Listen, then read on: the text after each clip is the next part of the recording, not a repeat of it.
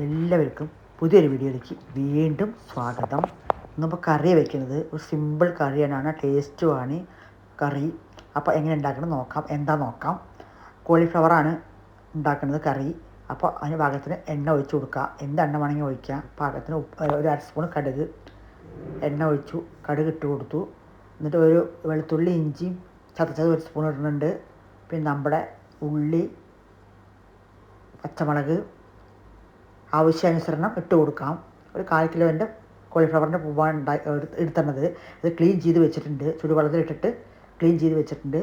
അപ്പോൾ നമ്മുടെ ഉള്ളി പച്ചമുളക് ഇട്ട് കൊടുത്തു, കടുക് ഇട്ട് കൊടുത്തു, ഇഞ്ചി വെളുത്തുള്ളി പേസ്റ്റ് ഇട്ട് കൊടുത്തു. എണ്ണ ഏത് വേണിച്ചാൽ എണ്ണ ഒഴിക്കാം. അപ്പോൾ നമ്മുടെ മസാലകളാണ് മുളക് പൊടി, മല്ലിപ്പൊടി, മഞ്ഞൾപ്പൊടി, 1 സ്പൂൺ കുരുമുളക് പൊടി, 4 പൊടി ഇട്ടുന്നത്. പിന്നെ തക്കാളി ഇട്ട് കൊടുത്ത് നല്ല ഒന്ന് വഴറ്റി കൊടുക്കാം. എന്നിട്ട് കുറച്ച് വെള്ളം ഒഴിച്ചിട്ട് നല്ല സെറ്റാവണം.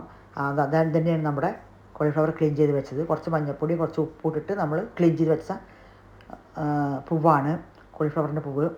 അത് ചുടുവെള്ളത്തിലിട്ട് വയ്ക്കണം 10-15 മിനിറ്റ്. ക്ലീൻ ചെയ്ത് വെച്ചതാണ്. അപ്പോൾ അത് ഇട്ട് കൊടുത്തു.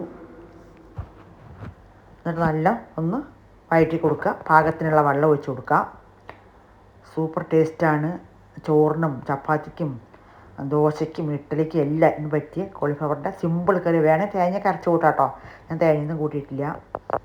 ഞാൻ നമ്മുടെ മുളക് പൊടി, മല്ലിപ്പൊടി, കുരുമുളക് പൊടി അതന്നെ ഇട്ടിട്ടുള്ളൂ. മഞ്ഞൾപ്പൊടി 4 പൊടികൾ ഇട്ടിട്ടുണ്ട്.